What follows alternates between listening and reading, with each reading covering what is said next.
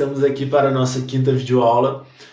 Para quem acompanha a gente sabe que agora o nosso tema é a osteologia do tronco. E a gente hoje vai falar do externo, das costelas e das vértebras, beleza? Então, para quem acompanha já, né, sabe que lá no comecinho eu falei que o externo é um osso ímpar, ou seja, ele não vai ter esquerdo e direito, é só o externo. Ele não tem divisão de esquerdo e direito. E ele é um osso plano, beleza? Então a gente tem aqui alguns acidentezinhos anatômicos dele, mas antes disso a gente precisa saber que ele se divide em três partes. O manúbrio do externo, o corpo do externo e o processo chifoide, que é como se fosse o apêndice. Aí lá em cima a gente vai ter a incisura jugular.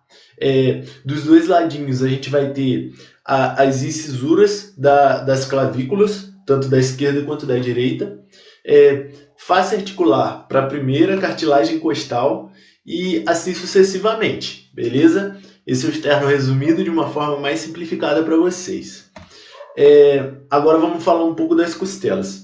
São 12 pares de costelas que nós temos no total, ou seja, temos 24 costelas, sendo elas 7 pares verdadeiros, 3 pares falsos e 2 pares flutuantes.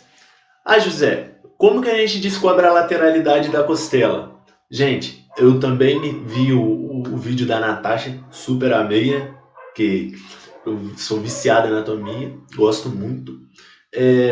E assim como ela, eu também usava a face articular para o processo transverso para descobrir a lateralidade dela, porque essa face articular sempre vai ser inferior, beleza? Agora passando um pouco para as vértebras. As vértebras não tem muito mistério. Nós temos três tipos de vértebra: a cervical, a lombar e a torácica. Como que a gente vai distinguir elas? Percebam aí na imagem, tá bem abaixo aqui a câmera, que nós temos uma forma de distinguir elas, que é pelo tamanho do forame vertebral. Na realidade é pela forma.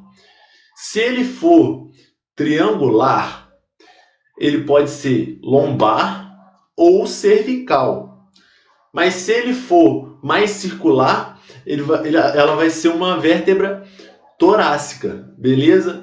José, mas como que eu vou diferenciar a cervical da torácica, a cervical da lombar, se as duas, o forame vertebral vai ser triangular? Gente, percebam o seguinte, na vértebra cervical, a gente não vai ter o chamado processo mamilar. Então, é essa forma de identificar se ela tem o processo mamilar, é uma vértebra lombar. Se ela não possui o processo mamilar, ela vai ser uma vértebra cervical.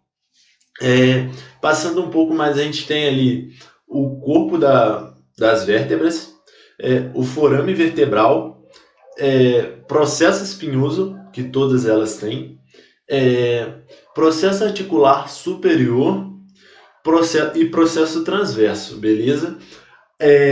Lembrando a vocês que a coluna vertebral se divide em cervical, lombar, torácica, aí nós vamos ter também a sacral e as coxígeas.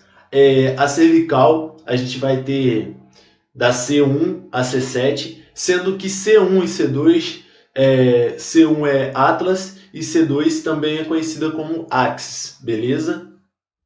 Mais para baixo a gente vai ter de T1 a T12, que são as torácicas. Abaixo das torácicas a gente tem as lombares, que são de L1 a L5. Depois as sacrais, que são de S1 a S5. E por último, as 4 vértebras coxígeas. Bom, passando aqui um pouco adiante, a gente tem o exemplo aí de uma das patologias que acontecem na coluna vertebral, que é a hérnia a hérnia de disco. Vamos deixar claro, hérnia de disco, que é quando por alguma ocasião acontece o esmagamento do disco ou até mesmo ele pode estourar.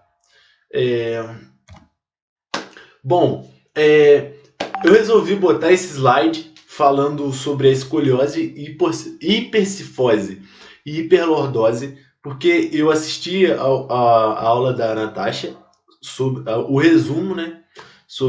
E ela falou dos desvios patológicos. Porque a gente tem os desvios normais